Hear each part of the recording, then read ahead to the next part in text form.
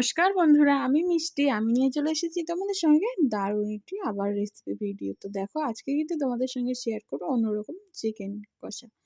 তো আজকে তোমাদের সঙ্গে শেয়ার করছি মাখা চিকেন। আমি তো রোজ দিন চিকেনটাকে কষিয়ে তারপরে রান্না করি। আজকে সমস্ত মশলা, কাঁচা মশলা, পেঁয়াজ, গোটা গরম মশলা, লবণ, হলুদ, লঙ্কা বাটা, জিরের গুঁড়ো, ধনের গুঁড়ো, পেঁয়াজ, কারি পাতা দিয়ে আমি আধা ঘন্টা ম্যারিনেশন করে রেখে দিয়েছি। তোমাদের হাতে সময় থাকলে 2 ঘন্টা ম্যারিনেশন করে রেখে দেবে।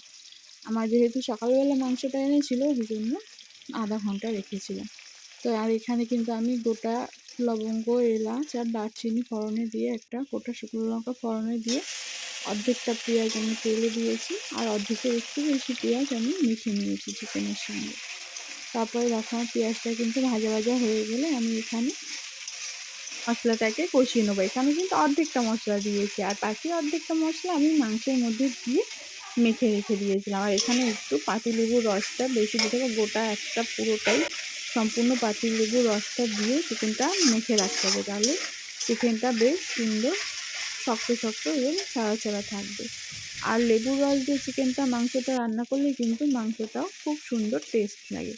তোমরা একবার হলেও এইভাবে বাড়িতে চিকেনটা রান্না করে দেখবে, ভীষণ সুন্দর লাগে কিন্তু। আর কারি পাতা অবশ্যই দেবে, তাহলে চিকেনের স্বাদটা পুরো পাল্টে যাবে। একঘেয়েমি রোজ চিকেন খেতে সবারই ভালো লাগে না, মাঝে সাঝে একটু অন্যরকম কিছু করলে সবারই ভীষণ ভালো লাগে। তো আমিও কিন্তু এটা প্রথম করেছিলাম, তো বাড়িতে সবাই ভীষণ ভালো খেয়েছে। ওই জন্য মনে হলো তোমাদের সঙ্গেও রান্নাটা শেয়ার করি। আর আমার রান্নাতে তোমরা যারা যারা ভালোবাসা দাও তাদেরকে অসংখ্য ধন্যবাদ। আর এইভাবে একবার বাড়িতে রান্না করে অবশ্যই কমেন্টে জানাবে কেমন লাগলো। তো দেখো আমি কিন্তু এবার আস্তে আস্তে ঢাকা দিয়ে মিডিয়াম টু লো আছে এইভাবে কষাবো। এখান থেকে কিন্তু জল প্রচুর ছাড়বে, যেহেতু মশলা দিয়ে মাংসটাকে অনেক সময় ম্যারিনেশন করে রেখে দিয়েছিলাম ফ্রিজে, ওই জন্য কিন্তু মাংস থেকে আস্তে আস্তে জল ছাড়বে। দেখো অলরেডি কিন্তু জল ছাড়তে শুরু করেছে, এখানে আরও অনেকটাই জল ছাড়বে। তো এটা কিন্তু তারপরে মাছটাকে বাড়িয়ে দিয়ে সুন্দর করে কষিয়ে নিতে হবে। দেখতেই পাচ্ছ কতটা জল ছেড়েছে। আর কিন্তু এখানে জলের প্রয়োজন হবে না, এটাকেই সুন্দর করে নাড়তে নাড়তে কষাতে কষাতে মাংসটাও হয়ে যাবে, আলুটাও সেদ্ধ হয়ে যাবে। তো দেখো এইভাবে কিন্তু মিডিয়াম টু লো আছে ঢেকে ঢেকে আমি কিন্তু মাংসটাকে কষিয়ে নিয়েছি।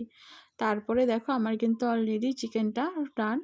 তো দেখতে কেমন হয়েছে তোমরা কিন্তু অবশ্যই বুঝতেই পারছো, বেশ লোভনীয় হয়েছে, খেতেও কিন্তু খুব সুন্দর হয়েছে। তোমরা একবার হলো এরকম কারি পাতা দিয়ে চিকেন কারিটা অবশ্যই বাড়িতে রান্না করে দেখবে, ভীষণ ভীষণ ভালো। আর তোমরা যারা যারা আমার ভিডিওতে এত এত ভালোবাসা দাও তাদেরকে অসংখ্য অসংখ্য ধন্যবাদ। আর থ্যাংক ইউ বন্ধুরা ভিডিওটি সম্পূর্ণ দেখার জন্য। একটা লাইক কমেন্ট শেয়ার করে পাশে থাকবে।